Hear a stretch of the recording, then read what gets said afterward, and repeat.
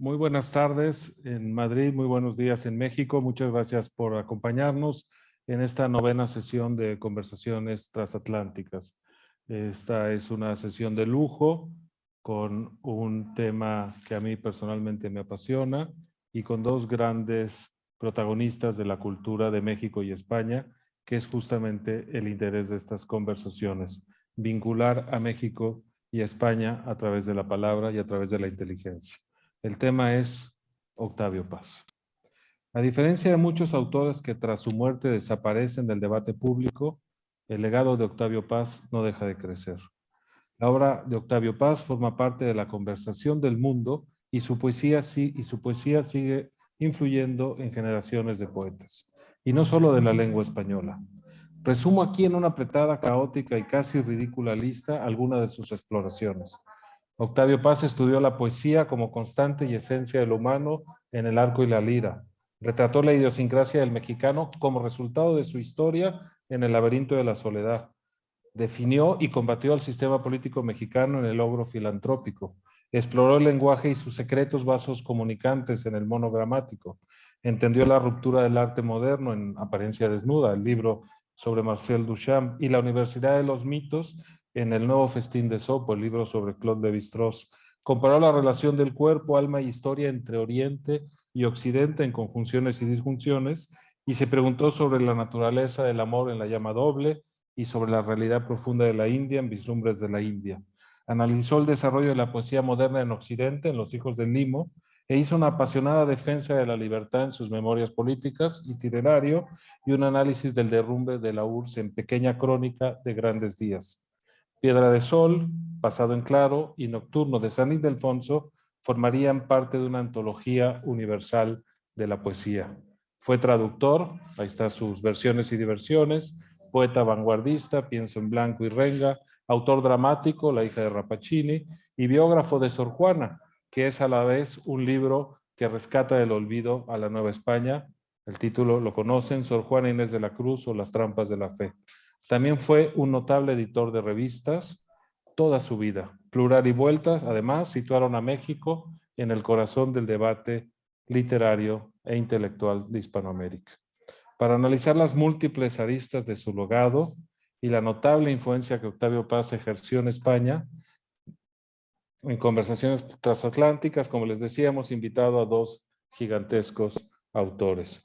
Por un lado, el ensayista mexicano Guillermo Sheridan, biógrafo de Paz, director de la injustamente desaparecida Fundación Octavio Paz, animador de la indispensable página web Zona Paz y probablemente el mejor historiador de la literatura mexicana, como demuestra en sus libros Ramón López Velarde, Un corazón adicto y Los contemporáneos ayer. Desde América, buenos días, Guillermo, bienvenido. Buenos días, me encanta estar aquí y sobre todo en presencia de Fernando Savater, un escritor tan querido para mí, a quien acabo de releer, por cierto, Contra las Patrias, libro fundamental, sobre todo en este momento de México. Uno de sus primeros títulos, que es un libro realmente brillantísimo, precursor de toda la batalla que dará contra el nacionalismo en España. Y ya Guillermo nos introduce a Fernando Savater, amigo de Paz desde su juventud. Savater es para mí el intelectual de mayor peso específico en España y un defensor incansable de las libertades en su tierra natal, en el País Vasco y por extensión en España. Y lo hizo cuando hacerlo, bajo la amenaza de ETA y sus cómplices, ponía en riesgo la vida. Que no se nos olvide, Fernando Savater fue un filósofo con escolta. Lúcido, divertido e incisivo, Savater desnuda la mentira de los políticos, la doble moral de los escritores y la estulticia de los nuevos inquisidores sin perder el aplomo y la ironía. Autor de una obra inmensa que es inútil presentar aquí, por conocida, por leída, por debatida, por comentada. Basta decir que Ética para Amador le ha dado a su autor la satisfacción de ver en vida cómo un libro suyo se convierte en un clásico de la educación y de un referente moral de nuestros días. Fernando, bienvenido, buenas tardes en Madrid. Encantado, Ricardo, encantado de estar aquí. Muchísimas Me siento un poco gracias. como en México, o sea que estoy feliz. Qué bueno. Pues yo quisiera una primera pregunta en un tono que ya menos engolado, pero todo lo que yo he dicho de ustedes me parecía importante asentarlo y que quede registrado porque siento mucha admiración por ambos. Una primera pregunta para Guillermo. ¿Cuál fue el primer libro de Octavio Paz que leíste y qué impacto tuvo en tu formación, si lo leíste de joven? Bueno, en México casi es obligatorio empezar leyendo El laberinto de la soledad. Ahora creo que se pone en algunas preparatorias, inclusive como parte de las lecturas obligadas. El gobierno lo publica masivamente, lo distribuye y regala ejemplares, en fin.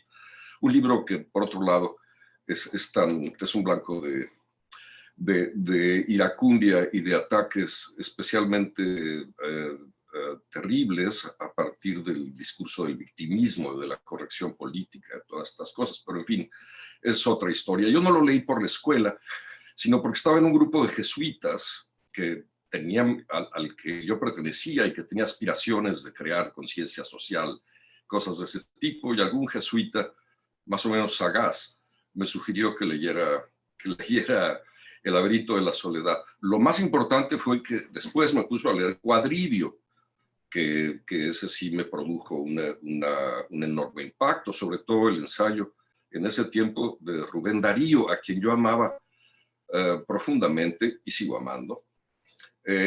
Y que me deslumbró de manera muy particular.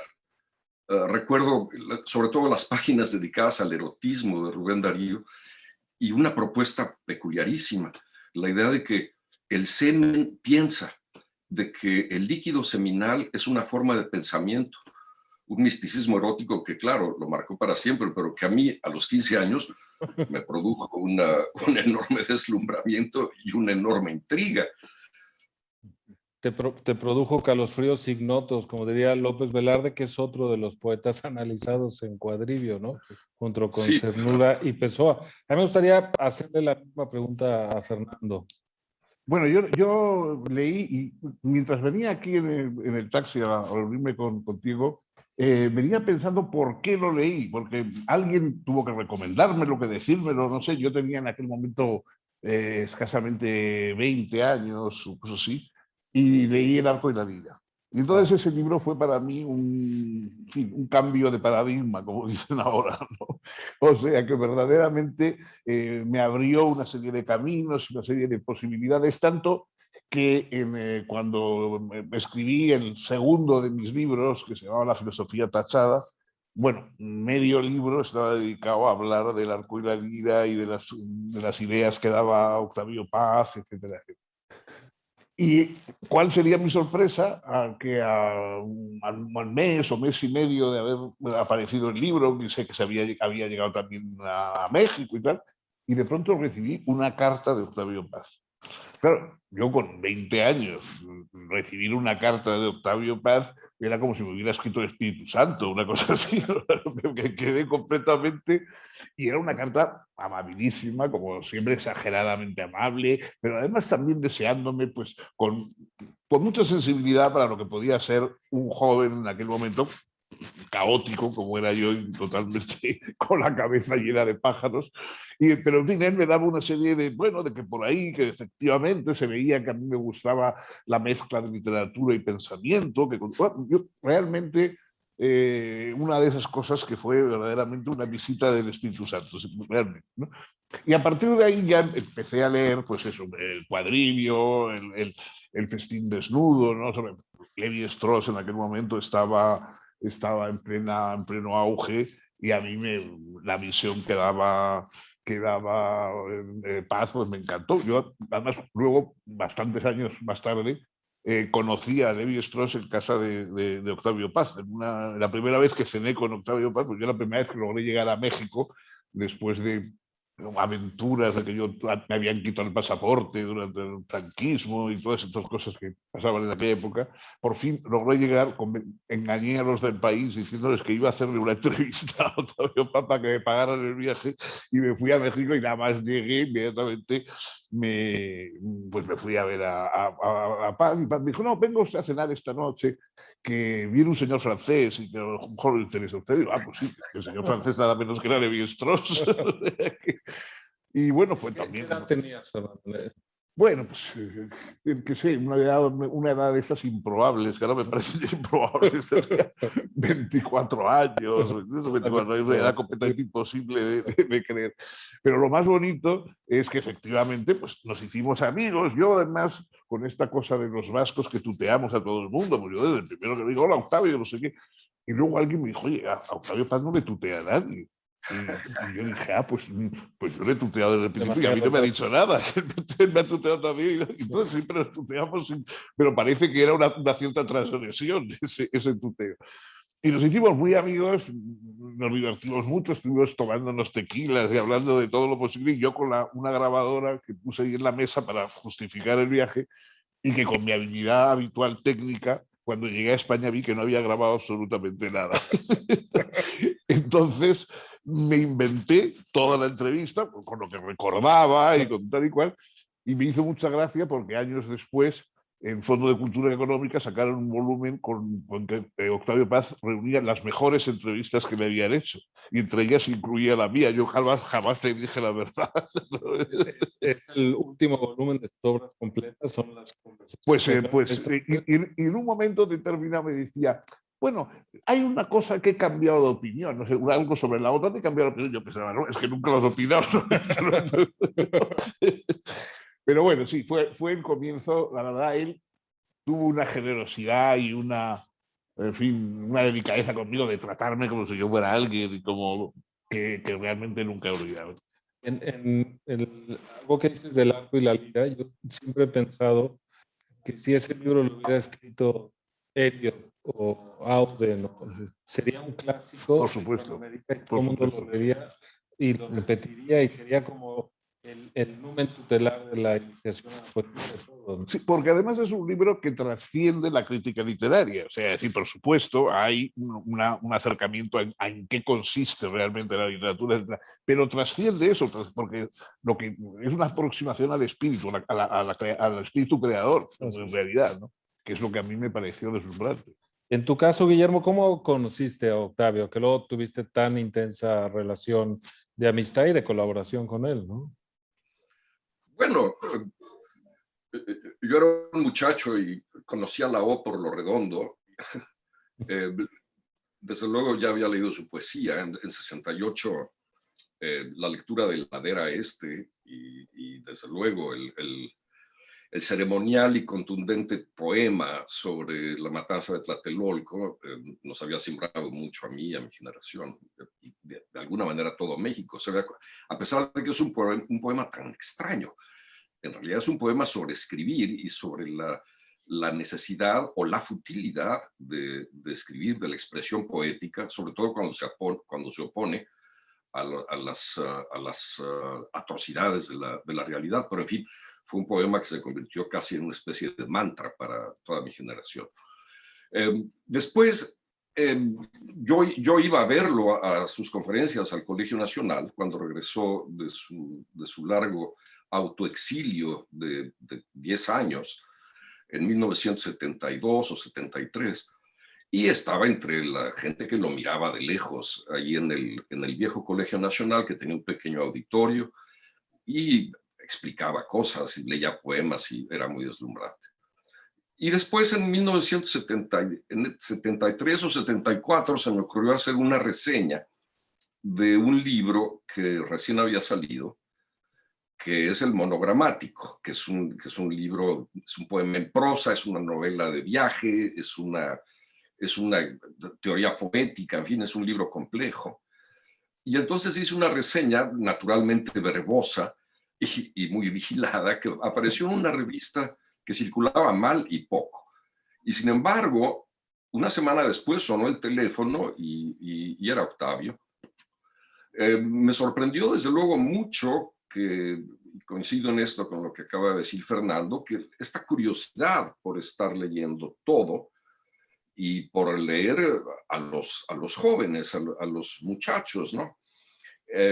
Y fijarse, y después que además se hubiera esmerado en encontrarme y en llamar por teléfono, me pareció muy, muy sorprendente. Me citó en las oficinas que tenía en la revista Plural, junto al periódico Excelsior, porque quería conocerme y no llegó. Fue sumamente frustrante. El que sí llegó fue Danubio Torres Fierro, que me encargó hacer una traducción del inglés sobre poesía inglesa moderna tan complicado. Trabajé como 2 meses en hacer esa traducción y no se publicó.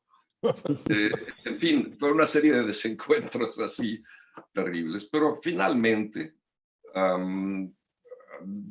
ni siquiera me acuerdo por qué, pero acabé ya cerca de la revista, ya no de Plural, sino de Vuelta. Colaboré muchísimo en esa revista durante toda su existencia. Y supongo que fue sobre todo porque a Octavio le gustó un libro que yo había publicado sobre los contemporáneos, este grupo de poetas que escribieron en México a partir de 1920 y con los cuales Octavio se había formado. Bueno, con algunos de ellos, ¿no? Desde luego con Villaurrutia, con José Gorostiza y con Jorge Cuesta. Y ya, en fin, pero la pregunta era cómo lo conocí y pues así fue. No, me llama poderosamente la atención que en ambos casos es Octavio quien los busca y tiene esta capacidad de comunicar, ¿no? El otro día leía, por ejemplo, que le pasó lo mismo con, no sé, mucha gente y habla de ese espíritu de curiosidad y de no tener jerarquías en el mundo de las ideas, ¿no?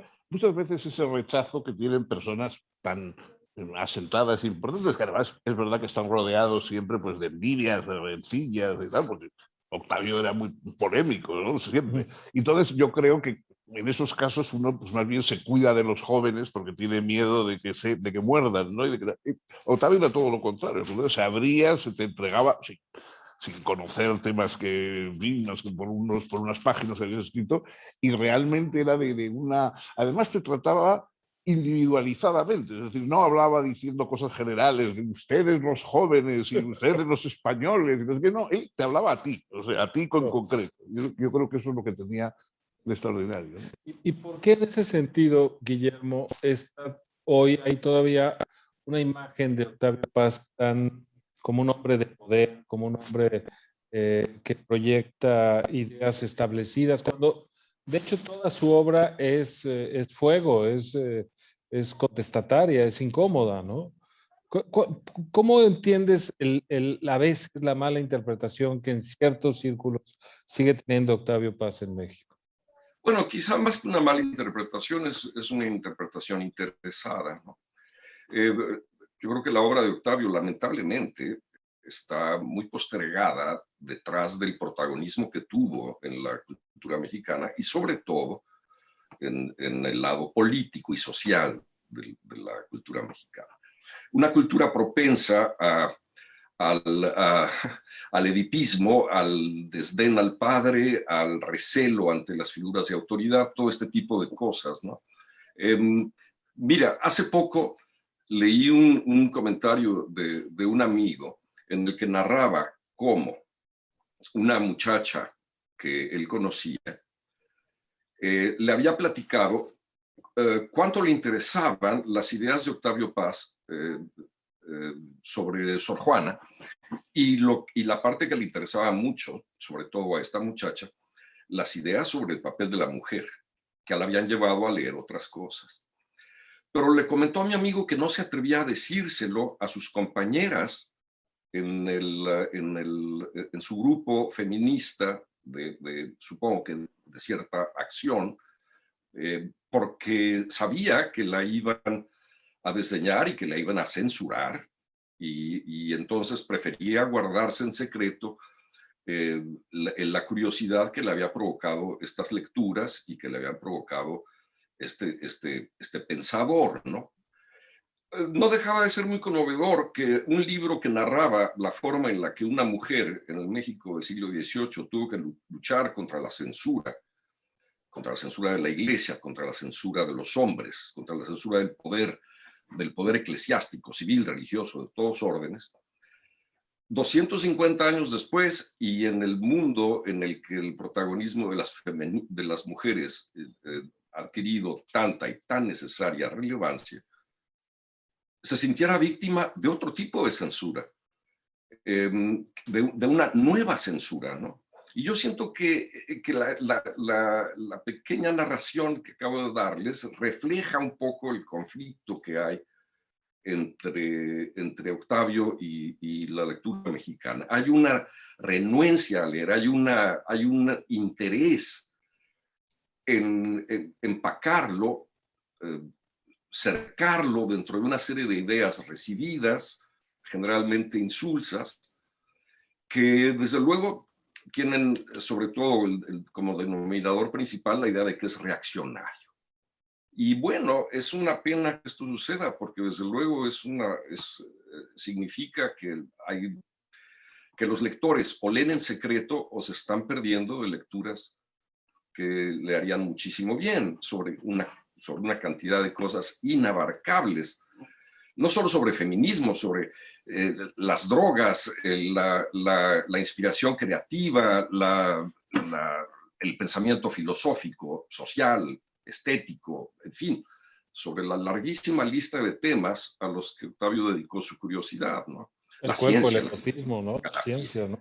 Sí, yo creo que eso efectivamente, como dice muy bien Guillermo, es que curiosamente los temas que trataba eran los temas que en aquel momento eran temas, en fin, que estaban out, ¿no? Que realmente, por ejemplo, el comienzo de la utilización de las drogas, y en aquella época pues estaba siempre persiguiendo drogas, y el que te contaba que había una droga nueva, eso era tal. Y bueno, yo también hablaba de eso en fin, con una franqueza y con una apertura, y de otras muchas cosas, del erotismo, ¿no?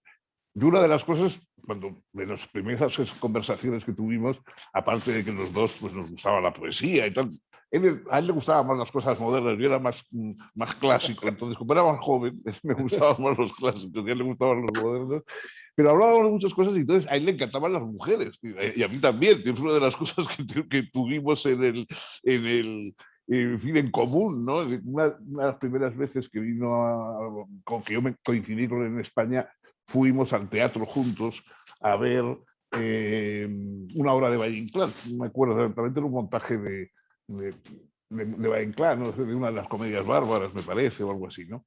Y entonces nos habían dejado un palco allí, y entonces él estaba con Marillo y yo fui con mi mujer, que luego falleció, con Sara. Entonces, nada más se la presenté, a los 2 minutos me cogió aparte y me dijo, oye, es muy guapa. Pero me lo dijo mirándome con asombro, como diciendo, ¿cómo este tío tan feo se ha conseguido?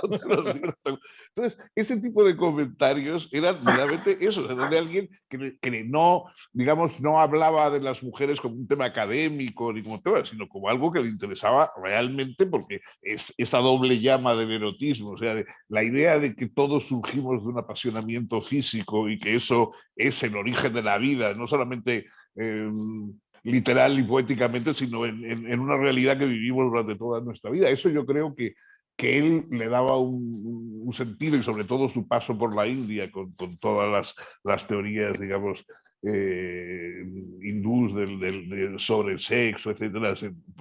Yo creo que todo eso le hizo, por lo menos le hacía aquí en España revolucionario. Y luego tenía esa capacidad que tenía también Ortega, bueno, al cual él admiraba, y tenían la capacidad de ser sembradores de ideas. No eran esos autores cerrados que dicen, yo te voy a contar mi concepción del mundo, tal como veo yo la cosa. No, hablabas con él de cualquier cosa, droga, lo que sea, y enseguida te daba ideas, te estaba dando cosas para que tú pudieras continuar. Lo mismo que cuando a veces lees un ensayo de Ortega, yo muchas veces, cuando hacía más filosofía profesional, digamos, cuando quería escribir sobre algo, la técnica, no sé qué, lo primero que hacía era leerme qué había escrito Ortega sobre eso, no para imitar lo que él decía, sino para aprovechar algunas de las ideas que él no seguía, pero que te las brindaba como posibilidades y que efectivamente estaban muy bien vistas. Y Octavio era lo mismo, o sea, Octavio era un semillero de ideas permanentemente, y de ideas efectivamente que tenían una dimensión subversiva en la España franquista, etcétera, etcétera, en que podíamos vivir. Claro. Ahí tú has hecho esta clasificación que es tan divertida y precisa, de dividir a los pensadores o escritores entre transitivos e intransitivos, ¿no? Aquellos que permiten pasar a otros mundos, o aquellos que son hoyos negros que te quedas detenido en su mundo fascinante, Sí, sí. pero del que es difícil salir. No, ¿no? y además se enfadan de que vayas a buscar a otros. Él no, él le encantaba abrirte camino para que fueras a Levi-Strauss y a tantos otros, ¿no? En cambio, hay otros pensadores que lo que dicen es, usted conmigo ya aquí ha acabado y aquí el principio y fin de la sabiduría, ¿no? En el caso de la línea de razonamiento de Guillermo, que me interesa tanto también como mexicano, pensando en alguien que contra la instrucción oficial va a Cannes a defender los olvidados de Buñuel, renuncia a la embajada de México en la India por la matanza del 68 y se arrepiente de no participar en la Olimpiada Cultural y manda el poema con el que empezabas tu conversación, Guillermo. Alguien que renuncia a Plural, que era su medio de vida por el golpe Excelsior. Alguien que escribe Hora Cumplida sobre el PRI, etcétera, etcétera. Hoy es visto como si fuera un sostenedor del régimen, que me parece algo, o que hubiera sido alguien que apoyara al régimen, que me parece algo muy extraño. Y en ese sentido, creo que se puede vincular, pero no sé, Guillermo, a su ruptura con el comunismo, porque Octavio Paz yo creo que fue un socialista toda la vida, pero que anteponía primero la idea de la libertad, ¿no? Antes a la idea de justicia, probablemente. Entonces, no sé si tú nos puedas contar un poco la relación de Octavio Paz como compañero de viaje del comunismo, cuáles son las etapas y cómo rompe con eso, que me parece que puede explicar también esta disonancia que hay entre la figura de Paz y la percepción que todavía queda en ciertos grupos de su obra y de su trayectoria, ¿no? Bueno, es complicado, pero antes déjame decir algo en relación con lo que mencionó Fernando hace un momento. Por supuesto. Me llegó l'esprit de l'escalier.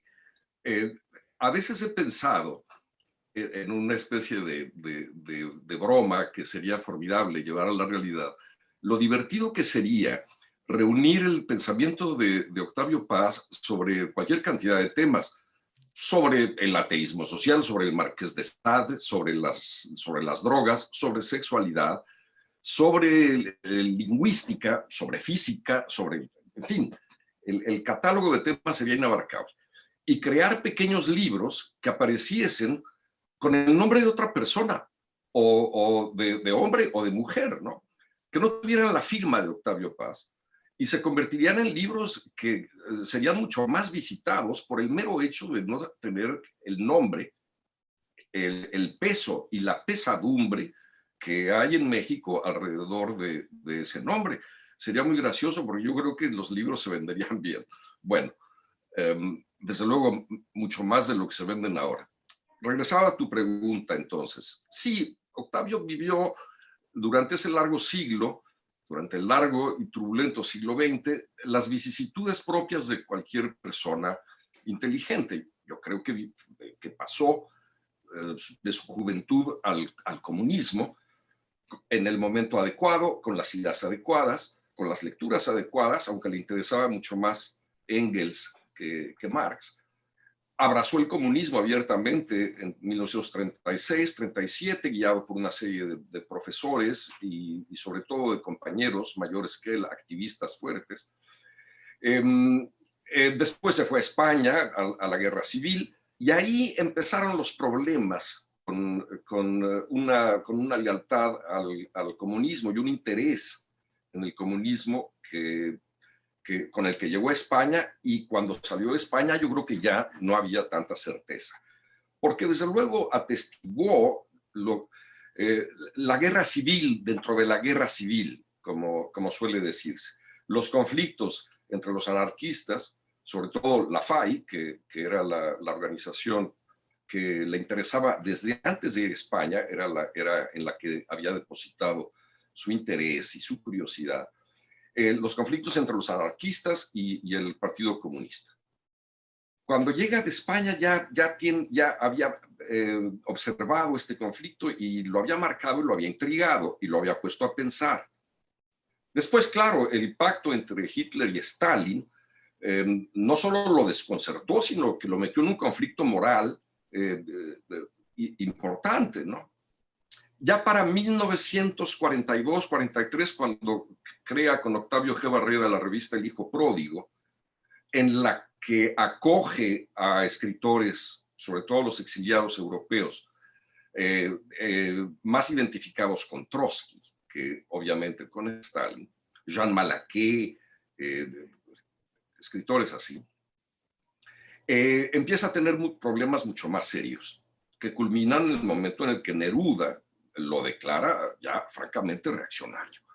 Y hay una polémica pública enérgica, hay una anécdota curiosa en la que aparentemente los dos poetas estuvieron a punto de llegar a los golpes, no sé si sea muy verosímil, pero en fin, pero la polémica pública fue clara y Paz marcó su distancia de Stalin a partir de ese momento con un vigor que desde luego desconcertó a Neruda, lo irritó y siendo cónsul de Chile en México, francamente lo declaró excomulgado y lo envió al basurero de la historia, como solían decir los clásicos.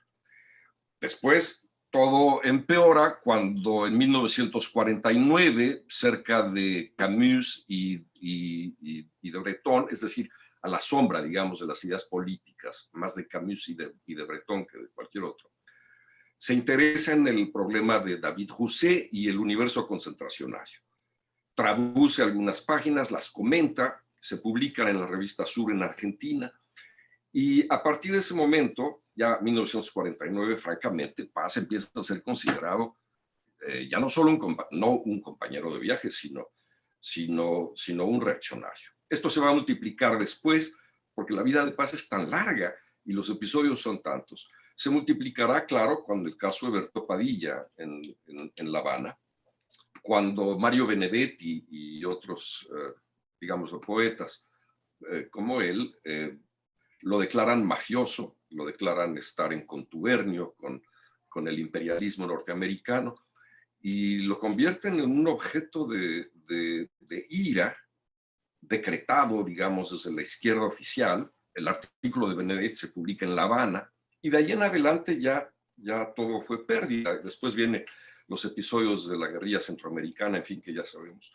Pero creo que esa es básicamente la historia, ¿no? Y en este caso, Fernando, tú fuiste testigo un poco de ese lineamiento por la izquierda más ortodoxa en el Congreso que celebraba el 50 aniversario del Congreso de Valencia, ¿no? Sí. ¿Cuál es tu lectura de ese momento? En primer lugar, yo creo que es importante darse cuenta de que las personas progresistas, más o menos, en fin, que querían al menos romper con ideas tradicionales, buscaban caminos nuevos, etcétera, si se oponían al comunismo, inmediatamente se convertían en reaccionarios. Eso nos ha pasado a muchos. Quiero decir, o sea que para convertirte en reaccionario puedes defender las drogas, puedes hablar de Levi-Strauss, puedes lo que quieras, pero si te enfrentas al comunismo, inmediatamente te conviertes en reaccionario. O sea que digamos, el punto que nunca se perdona, aunque no se diga explícitamente, es haberte puesto al comunismo, lo que te granjeaba las ideas de Benedetti, etcétera, y lo que también en aquel congreso, evidentemente, en cuanto había una serie de personas como Vargas Llosa, como Octavio, etcétera, que ya no eran comunistas, o que no solamente no eran, sino que habían sido muy críticos con el comunismo y se habían enfrentado a él. Y claro, eso inmediatamente creaba un ambiente de que sí, se podía perdonar cualquier cosa. Incluso a gente que no era comunista no perdonaba a los demás que hubieran dejado de serlo o que criticaran el comunismo. Y sin embargo, yo cuando cayó el muro de Berlín en el año 89, le oí decir una de las cosas, me la dijo a mí, vamos, una de las cosas más agudas y más profundas que he oído respecto al asunto, ¿no? Yo, naturalmente, estaba contento de que hubiera caído el muro, de que pareciera que verdaderamente ya el bloque del este comunista, etcétera, se disolviera y no sé qué, que el comunismo acabara. Y entonces yo en un momento hablando con él le dije, bueno, ya parece que esto del comunismo se acaba. Y él me dijo, sí, pero no se acaban los problemas que provocaron la aparición del comunismo. Ese era el verdadero asunto. O sea, él siempre había sido sensible a los problemas que habían llevado al comunismo. No el comunismo, que era una falsa solución, como lo sigue siendo hoy, que de alguna manera, al contrario, empeora las cosas, pero él sabía que había unos problemas que no se podían simplemente pasar la página, como si atribuírselos como si los hubiera inventado el comunismo. No, esos problemas eran reales. Y él en eso siempre a diferencia de, bueno, de otras personas que yo estimo mucho intelectualmente y tal, como Mario Vargas, etcétera, pero que ellos se pasaron más pues, a una concepción thatcheriana. Octavio en eso nunca entró, porque a él le parecía que mal estaba el comunismo, pero peor obviar esos problemas que de alguna manera habían despertado la conciencia social del comunismo. Que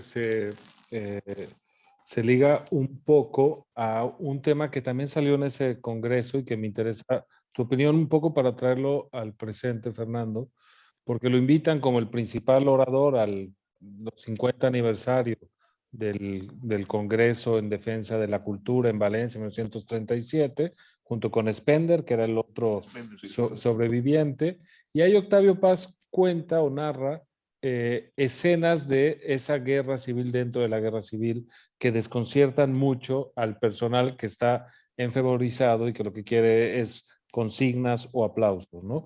En ese sentido, ¿lo podríamos vincular esa postura a lo que hoy pensaría Octavio, lo que tú crees sobre la memoria histórica, sobre estas leyes que intentan dirigir el acercamiento al pasado?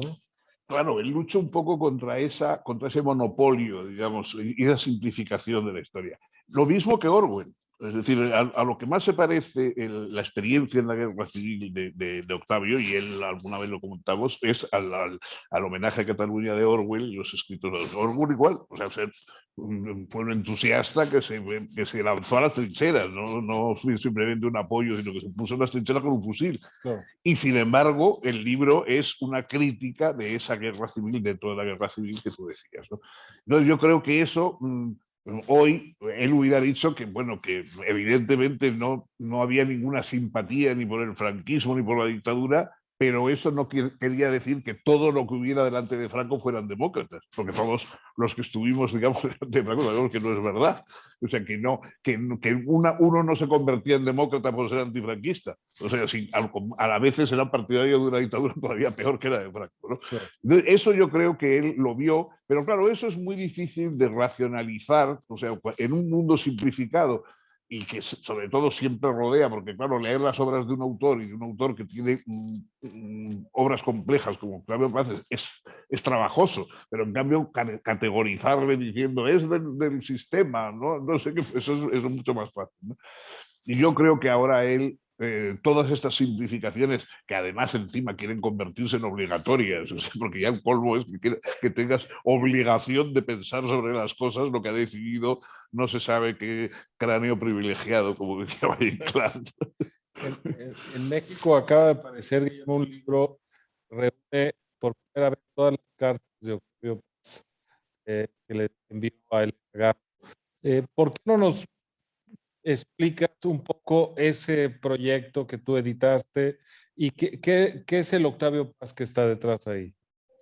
Pero dime de nuevo, porque es que se cortó la comunicación y No, te preguntaba el libro que acaba de salir en siglo XXI de las cartas de Octavio Paz a Elena Garro. Ya, sí. Es un libro que acaba de aparecer ahí y se titula Odi et Amo, porque, en fin, el libro lo firma Octavio Paz, se titula Odi et Amo, las cartas a Elena, y son las cartas, obviamente, a Elena Garro.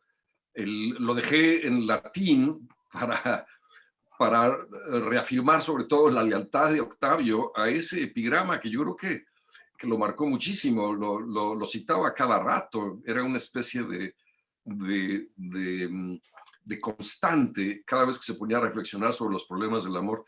El viejo epigrama, odio y amo. ¿Cómo puede ser esto posible? No lo sé, que es la gran respuesta de Catulo, y termina diciendo, es por eso que estoy escindido.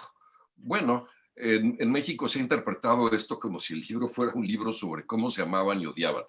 Obviamente hay algo de eso desde el inicio de su relación, porque el libro empieza en 1935, cuando Octavio Paz es un muchacho de 20, 21 años, y se enamora ferozmente con un tipo de cristalización que deja a Stendhal como un niño de kinder, ¿no? Es un amor feroz, brutal, ¿no? Es asombrosamente intenso.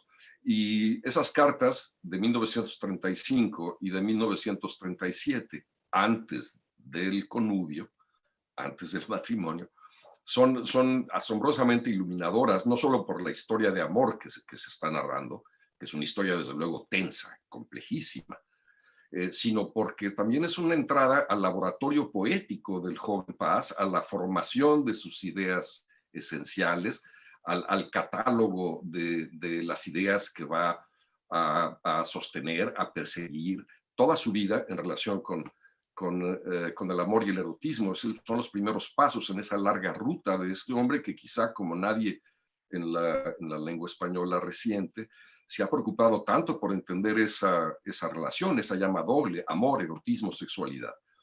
En fin, son unas cartas muy interesantes, también por el lado filológico, porque aparece este joven Paz que está leyendo frenéticamente a los románticos alemanes, que está leyendo a Max Scheler, a Novalis, a Hölderlin, a Soloviev, a una serie de pensadores muy raros que venían de la biblioteca del abuelo.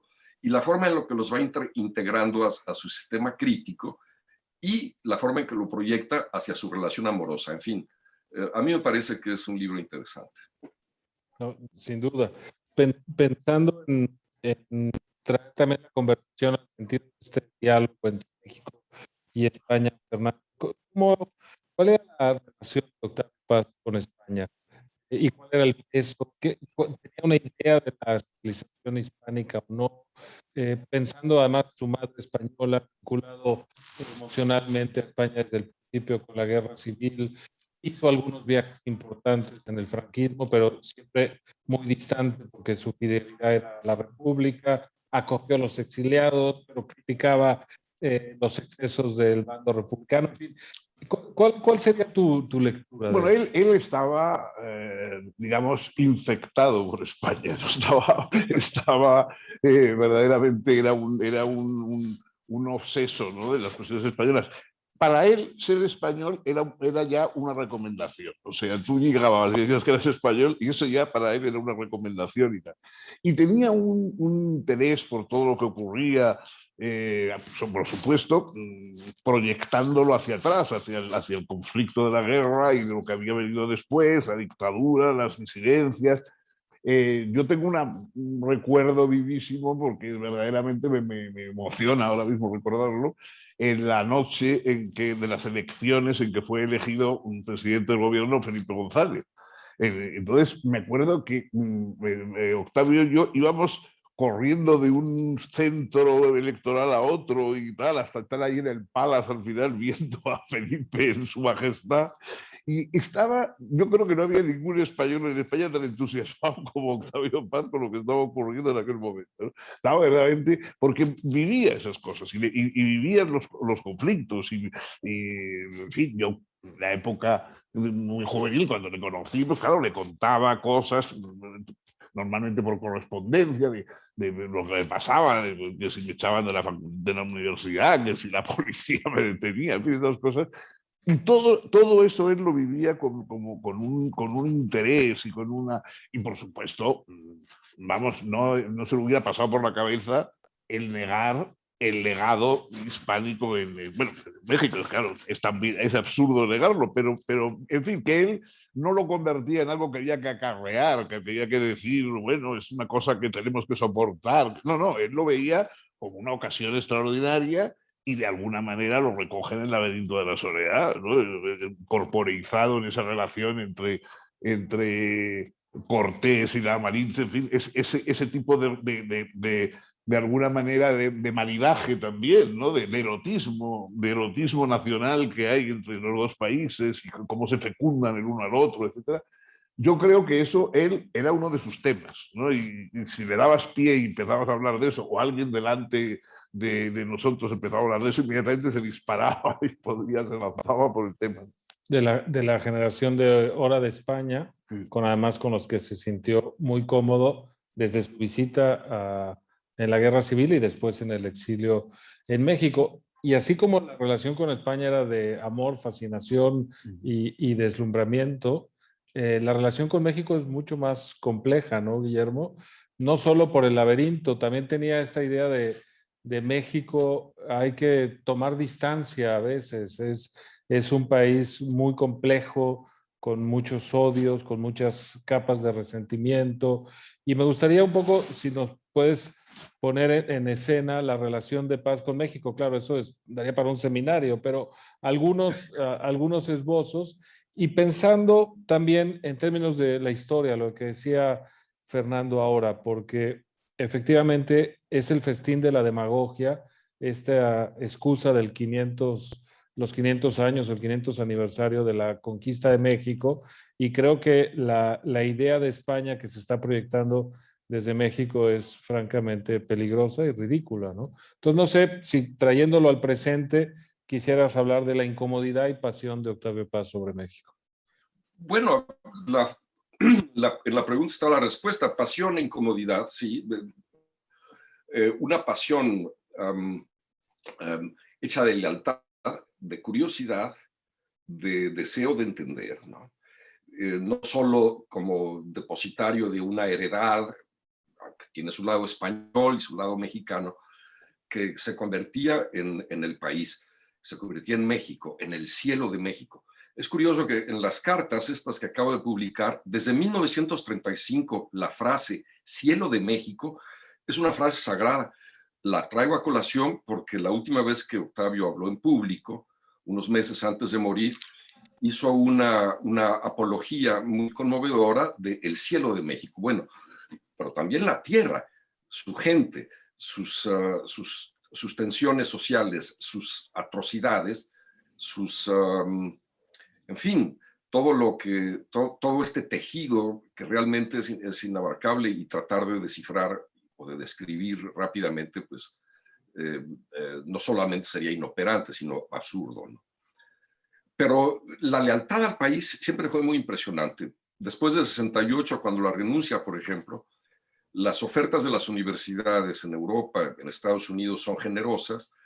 Le ofrecen una opción para no tener que volver a México, donde tenía problemas, pero apenas sale del gobierno Díaz Ordaz, regresa inmediatamente, y no solo regresa, sino que regresa a actuar con México y en México, no solo a observarlo.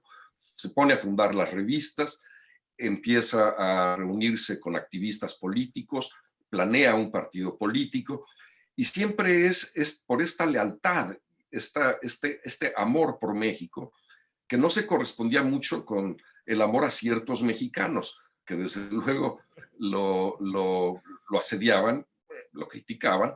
Le encantaba la crítica y le encantaba el debate, sobre todo con la izquierda. Sus debates con Adolfo Gili, por ejemplo, que son tan ricos, tan nutritivos, en fin. Pero era el escenario al que él pertenecía, y era un escenario del que obviamente no podía estar alejado, ¿no?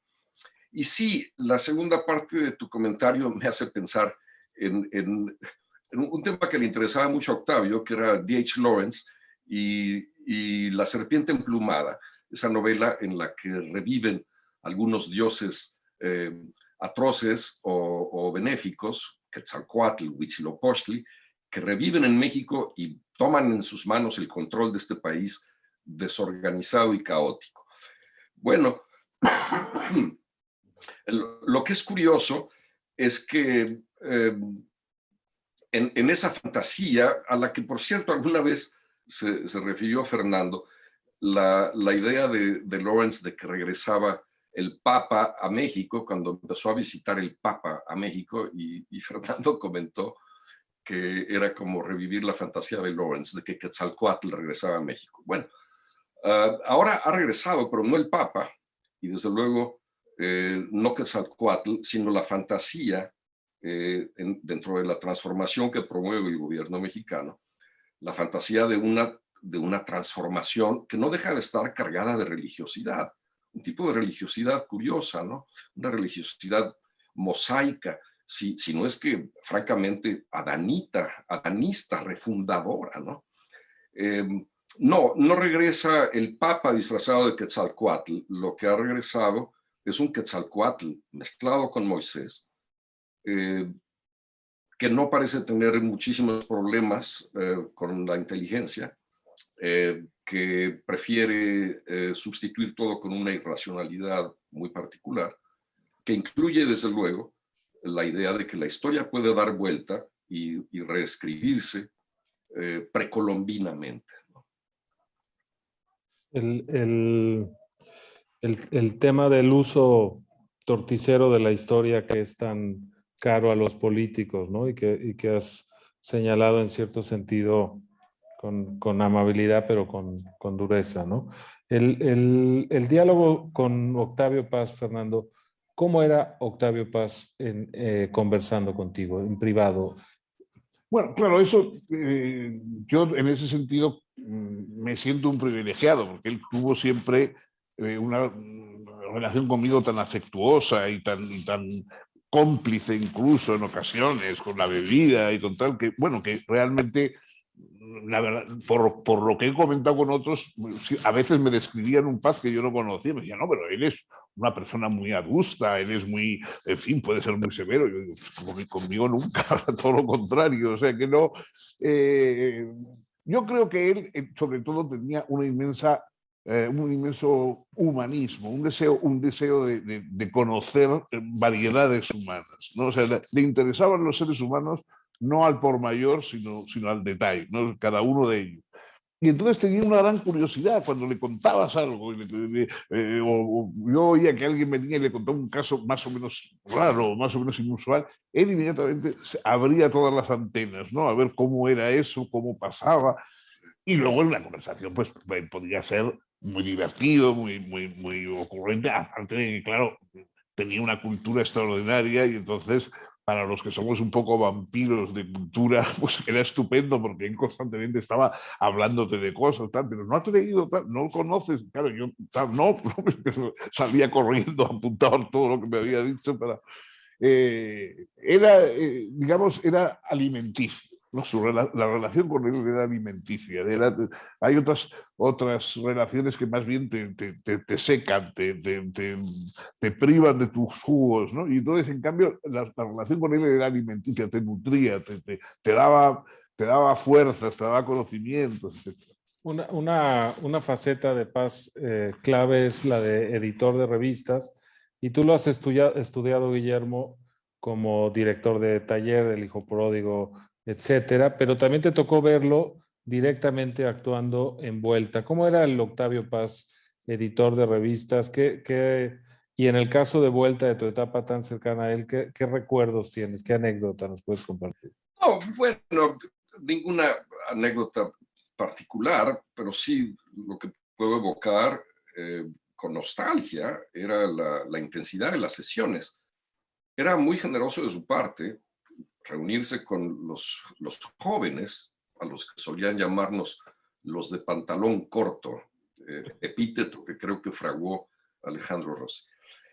Es decir, no solamente negociaba asuntos de revistas, temas, escritores que había que buscar, invitar, traducciones que realizar y tal, con los consejeros mayores, con los áulicos, con Gabriel Said, con Ramón Chirao, con Krause, con el mismo Rossi, sino que tenía la paciencia de juntarse con los muchachos que habíamos sido invitados a formar una especie de consejo de redacción ahí. Bueno, y eran unas sesiones formidables que se podían prolongar 2 o 3 horas, en las que con enorme paciencia Octavio sondeaba, preguntaba qué estábamos haciendo, hacia dónde íbamos, se discutía muy en serio.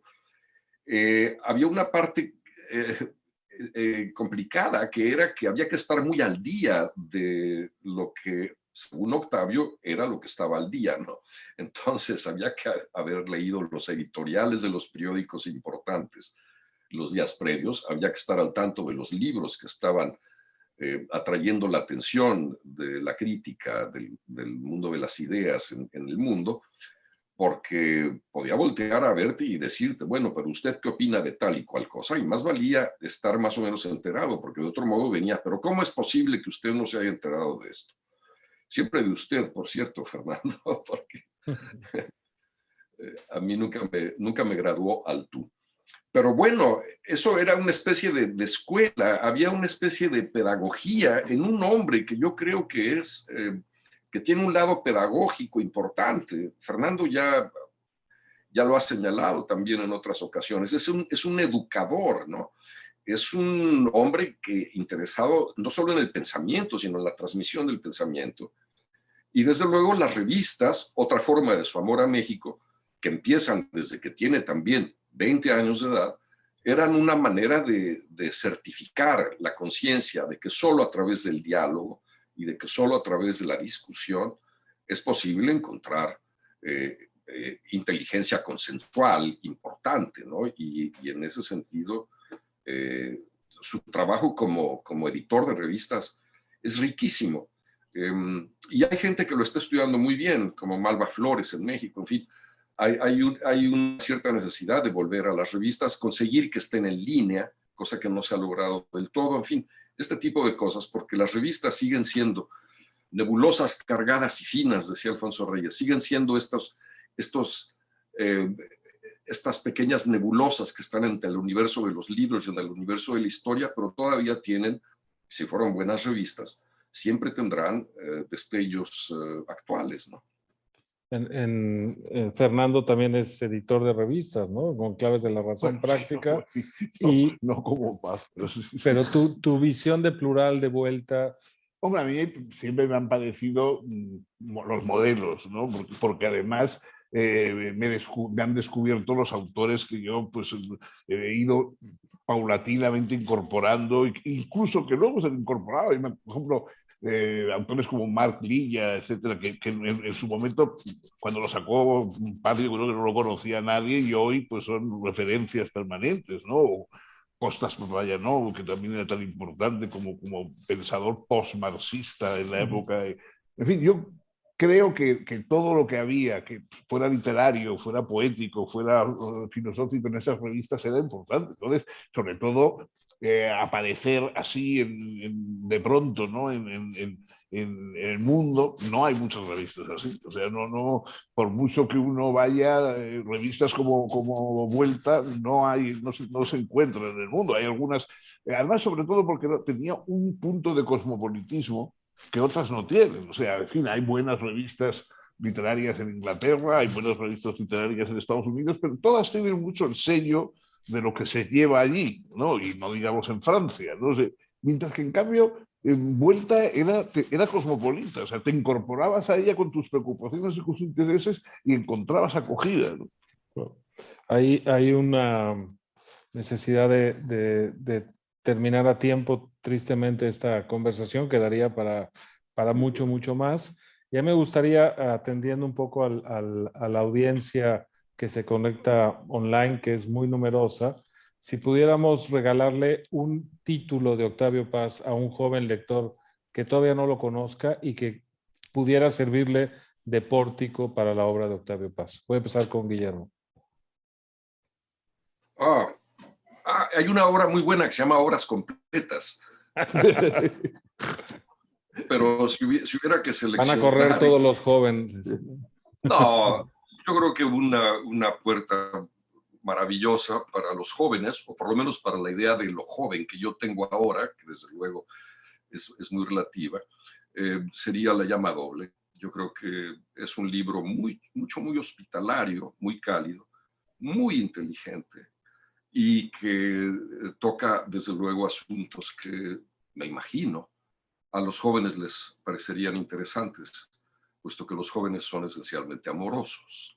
No, es un libro escrito después del Premio Nobel, que demuestra también esa relación con la escritura de Octavio Paz, que era desde que empezó a pensar hasta el último día, tenía la necesidad de ponerlo por escrito, más allá de premios, reconocimientos, homenajes o toda esa hojarasca de la fama que impide la conversación muchas veces, ¿no? En tu caso, Fernando. Bueno, yo, aunque ya sé que los jóvenes actuales probablemente tienen poco que ver con el joven que yo fui, permanezco fiel al Arco y la Lira. Yo realmente creo que si el Arco y la Lira fue para mí una entrada en paz tan buena y tan triunfal, digamos, pues ¿por qué no va a serlo ahora para otros jóvenes? Nos quedamos con esas dos propuestas y vamos a abrir el espacio para conversar con el público presencial, si alguien tiene alguna pregunta, y si no, daremos paso a las preguntas online, que suelen ser muchas y variadas. Quizá escojamos 3 o 4 preguntas, José Carlos. Claro. Y con eso cerramos la Mientras el público que nos acompaña presencialmente en Casa de México se anima, a través de las redes sociales nos están llegando ya algunas preguntas. Va la primera de Omar Cruz, que nos sigue desde Madrid. Dice, si la obra de Octavio Paz es amplia, la obra crítica alrededor de esta misma obra es quizá inabarcable. ¿Qué títulos de análisis literario recomendarían para acercarse al premio Nobel en aspectos biográficos y literarios? ¿Yo? Sí. Tú, Guillermo.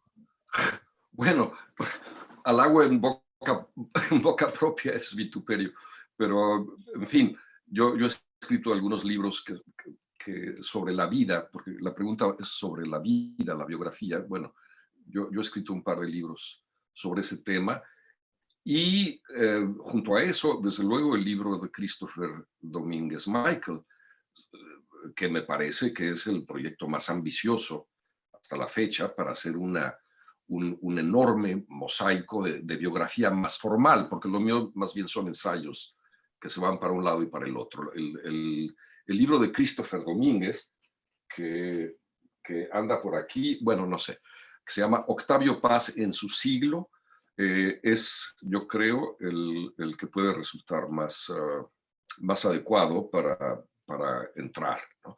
Desde luego, los trabajos de crítica, de reflexión, de análisis sobre la obra de Octavio sí son inabarcables. Yo empezaría desde luego por Guillermo Sucre y de ahí en adelante. Una buena recomendación es entrar a Zona Paz, donde se hace un trabajo sistemático de reunir toda la crítica en torno a Octavio Paz, que tiene derechos disponibles.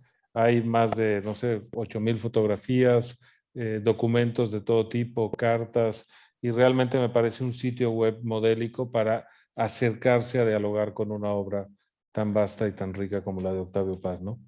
Las cartas, tenemos más de 5,000 cartas, Fernando, pero lamentablemente no las tuyas. Mensaje no, directo. No, y es verdad, y además te escribió unas cartas preciosas, ¿no? Yo, hay una última que tengo de él, pero no sé, me cuesta mucho, o sea, me cuesta mucho darlas así a conocer.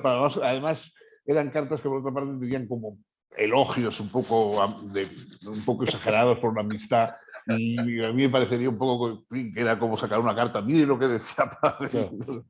Entonces no me he decidido. Siguiente pregunta, por favor. Maite García, quien nos sigue desde Barcelona, comenta lo siguiente. Tengo la impresión de que Octavio Paz fue un hombre con una gran generosidad hacia los poetas y escritores de las nuevas generaciones. ¿Qué podrían seguir aprendiéndole de él los escritores jóvenes de la actualidad? El cosmopolitismo, la curiosidad intelectual, la capacidad para leer, comprender al otro. Fernando. Claro, eso son cosas necesarias siempre, yo creo, ¿no? Es decir, antes lo he indicado, o sea, a mí me parece que Octavio Paz era un humanista y por lo tanto, entre las cosas humanas, buenas o malas, ninguna le resultaba ajena verdaderamente. O sea, él se preocupaba tanto de los campos de concentración como del erotismo, como, o sea, no era de estos... No tenía la barbarie del especialista, como decía Ortega, ¿no? Eso es decir, no, yo solo entiendo del siglo XVIII y de aquí a aquí nada más. No, él, al contrario, se interesaba por todo y estaba dispuesto, digamos, a interesarse por todo. O sea, su lectura de la prensa, no solamente de libros más o menos eruditos, sino de la prensa cotidiana. Es decir, que todo eso indicaba una apertura de espíritu que yo sigo pensando que es imprescindible para un escritor, para un hombre. Bueno, quizá hay poetas que han vivido más retirados en su intimidad, etcétera, pero por si acaso uno no es un genio, yo creo que conviene abrirse a los demás. No sé, Guillermo, si tú quieras contestar también. Solamente agregaría que la enseñanza importante es el amor a la verdad, el amor al compromiso con la verdad, la conciencia de que la escritura es una actividad solitaria, la necesidad de conservarse al margen de las opiniones dominantes, el ejercicio frenético y constante de las dos grandes virtudes humanas, la curiosidad y la crítica. Y bueno, en fin, supongo que eso sería lo único que podría agregar, sí. Sí. Vamos a abrir paso a otra pregunta también. Silvia López, en este caso desde la Ciudad de México, hace las siguientes preguntas. ¿Se puede decir que el legado editorial de Plural y Vuelta sigue vigente? ¿Hay algún proyecto editorial en la actualidad que se asemeje a estas dos propuestas? Si lo hay, ¿en qué se asemeja a los proyectos editoriales de Paz? Guillermo. Hay una continuidad. Las hemerotecas son como el sistema regulador del cuerpo cultural de un país, ¿no? Las revistas son la circulación de la sangre de la cultura de un país. Es muy extraño percibir que hay una continuidad en las primeras revistas juveniles de Octavio y las últimas que hizo. Desde luego, la gente que se interesa en su pensamiento y en su obra aspira a continuar eso en revistas que cada vez existen menos y cada vez van a ser aparentemente menos necesarias, serán sustituidas por los medios digitales y tal. Pero más que las revistas, Letras Libres de alguna manera quiere ser fiel, obviamente, al espíritu crítico que tenían Plural y Vuelta. Pero más que las revistas, de lo que se trataría es de ser fiel al espíritu que animaba esas revistas, que ahora se manifiesta de otras formas, mucho más ruidosas, mucho más complejas, en tanto que dependen de la tecnología, de la comunicación pública, de las redes, de todo este mundo. Pero importante es si consiguen que, a pesar de toda la laraca y a pesar de la velocidad de las comunicaciones y de todas estas cosas, se preserva en el ámbito de lo seguro, de las certidumbres, la necesidad de pensar y de reflexionar, ¿no? Decía Guillermo algo que me interesa a mí mucho, que es el luchar contra el pensamiento gregario, contra los valores establecidos, ¿no? Y creo que es algo que tú has hecho en esa estela de Paz, Fernando, así que...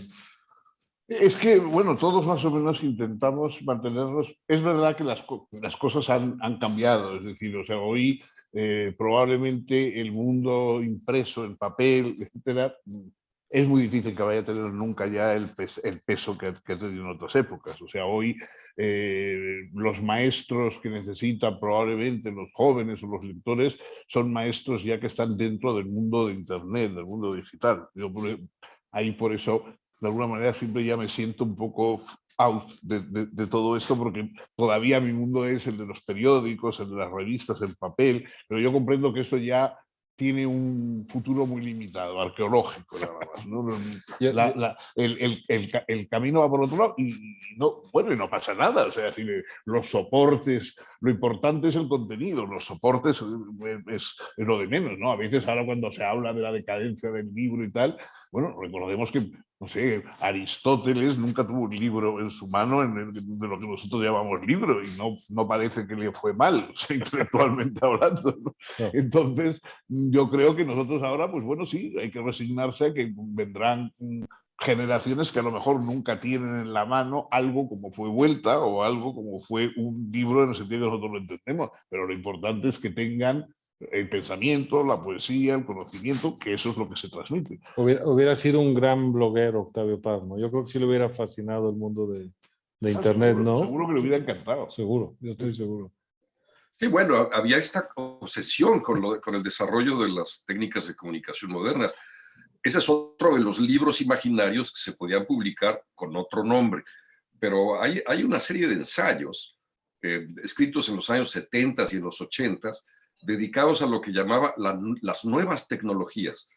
Y, en fin, es curioso, no se trataba solamente de aprovechar las nuevas tecnologías, sino de emplearlas para la misión que Octavio consideraba la primordial de su vida, que era divulgar la poesía, leer poesía, llevar poesía a la mayor cantidad posible de lectores. Entonces tiene ensayos largos, complicados, sobre la necesidad de grabar discos con la poesía, de transmitir literatura por el radio, de llevar a la televisión, de conseguir espacios en la televisión para llevar las ideas a la televisión, y una larga cantidad de actividades en ese sentido. Así que sí, supongo que hubiera sido un bloguero más o menos frenético, ¿no? Vamos a una última pregunta. Claro. Ana Campillo, también de la Ciudad de México. Esta pregunta la dirige directamente a Maestro Sheridan, dice en términos literales. Maestro Sheridan, ¿podría hablar brevemente sobre la relación entre Paz y Garro a propósito de Odi et Amo? No. Hay que leer el libro. Tiene solamente 500 páginas. No puedo. Digo, sería absurdo, ¿no? Meter el océano en una corcholata. Está clarísima la respuesta de Guillermo, y con un no, que también es una señal de libertad, vamos a levantar la sesión. Muchas gracias por acompañarnos esta tarde.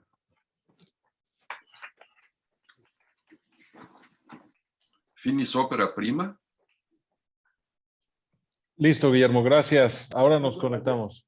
Gracias a ustedes. Fernando, qué alegría haberte visto y haberte escuchado.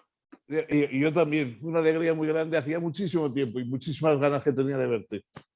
A ver si nos vemos de verdad. Esto no es verdad, es de verdad. Ojalá que sí.